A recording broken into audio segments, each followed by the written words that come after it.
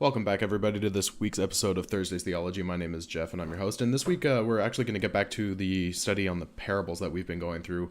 Last week, we had kind of a special episode talking about mental health and anxiety, and we also saw some Battlefield 1 footage where I have to admit that I'm not that good at Battlefield 1. I love playing it, but I'm not that good. So, in case you're wondering why I wasn't getting as high a score as some other people, it's just I'm not that good. So, just wanted to make sure you knew that. So we're getting back to the parables this week. We have 2 more episodes left on the parables. We have this week and next week. And this week we're going to focus on one of the more famous of the parables, and that is the parable of the sower, found in Matthew chapter 13. At least that's the version we're going to be using today. And in Matthew chapter 13, as always, I'm going to give a little bit of context. What happens is that Jesus wakes up and he goes out to the city that he's in, on the shore of the Sea of Galilee, and immediately he starts being surrounded by large crowds of people. These people have heard who he is, they've witnessed some of his miracles, and they are now coming to seek him. So what he ends up doing is Jesus and his disciples end up getting on a boat and going a little bit out to shore, not to leave the crowd, but so that Jesus has a better ability to talk to the whole crowd. So they go out from shore for a little bit, so Jesus can speak to the entire crowd. And this is the first parable of the day, the parable of the sower. And basically what Jesus says is that there's a sower, so somebody who goes out and scatters seeds, and he starts to begin his sowing. He throws out seeds. Some land on a packed dirt or a road, and the birds come, gather the seed, eat it, and fly off. Some of the seeds fall on rocky soil where the seeds take root really quickly, but then when they spring up, they don't have a lot of depth, so when the sun comes out, they're scorched to death. So that's how that ends. Some fall among thorns, where they take root and they grow up, but the thorns kind of choke them out, and they end up not being able to grow very well because they have no life.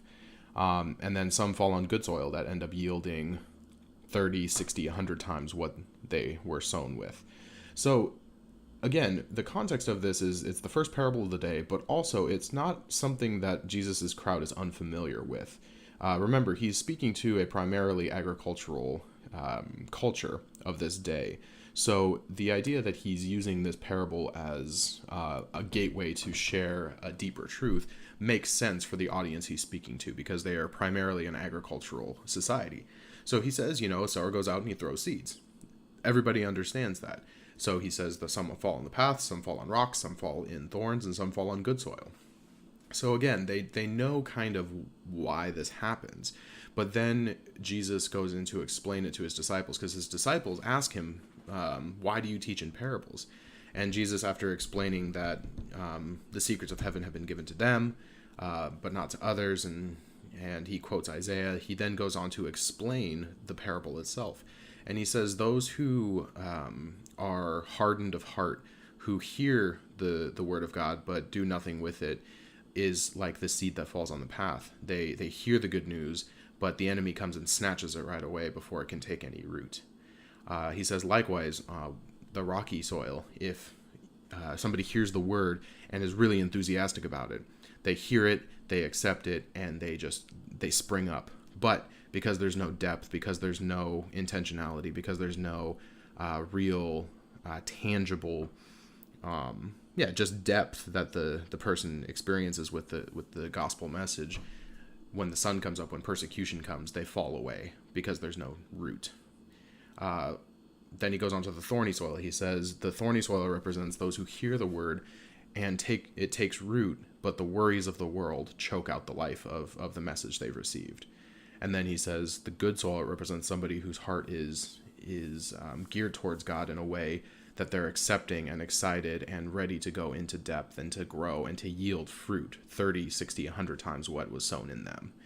So Jesus goes on to explain this to his disciples in a way that kind of unveils this heavenly truth about the parable. Because remember, we've talked in the past about how these parables are just little metaphors and stories that reveal deeper truths of heaven.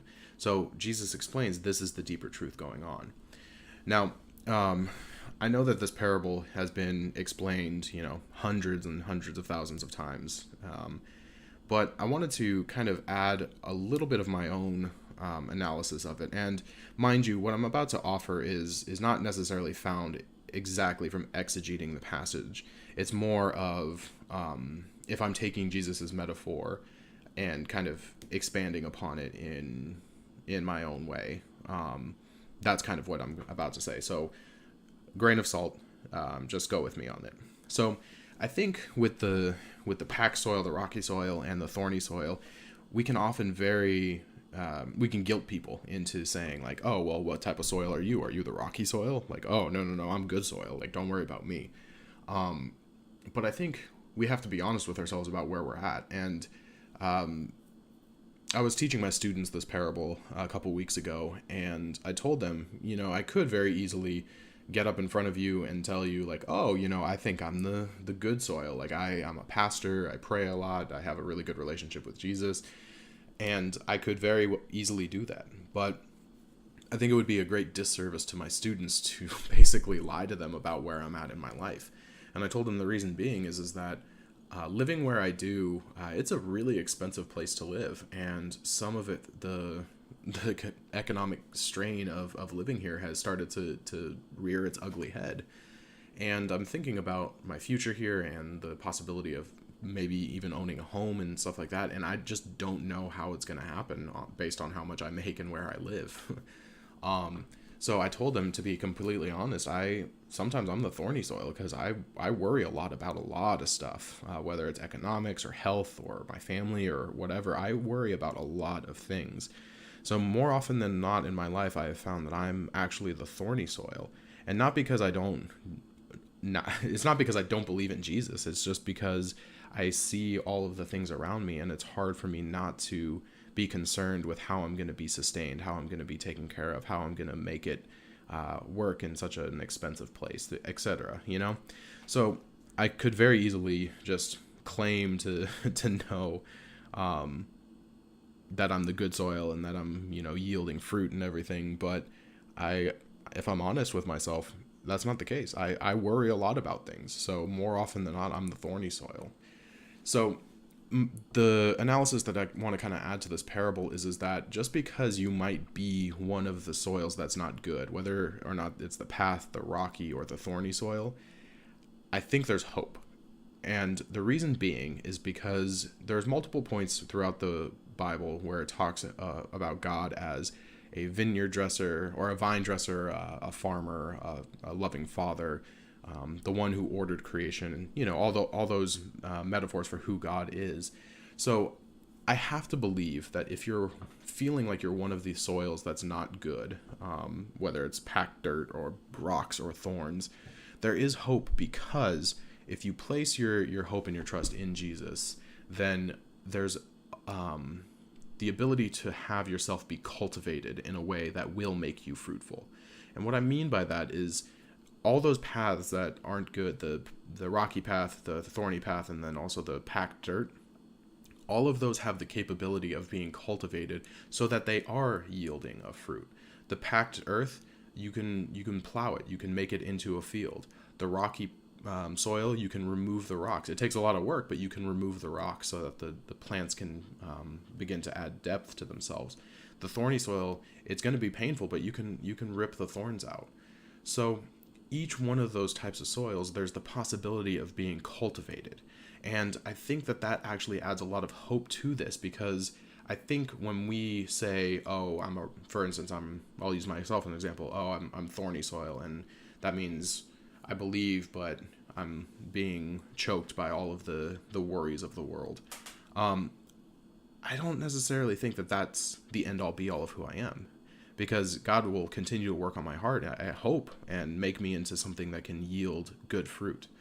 So yeah, I just wanted to share some of my thoughts about that, because I think when we focus too much on just the permanence of, oh, I'm the rocky soil, then we miss the hope and the message of being able to be reborn and recultivated and made into fruitful dirt. So yeah, I just wanted to share some of my thoughts on that. Once again, thanks for joining us for this week's episode of Thursday's Theology. I've really enjoyed doing these parables. Like I said, next week is going to be our last episode on the parables, and we're going to cover the parables in Luke 15. So we're going to cover the lost sheep, the lost coin, and the lost son, or the prodigal son, as a lot of people know. So yeah, stay tuned next week for that. And as always, remember, theology doesn't always have to be difficult. It is simply the study of who God is. Take care. We'll see you next week.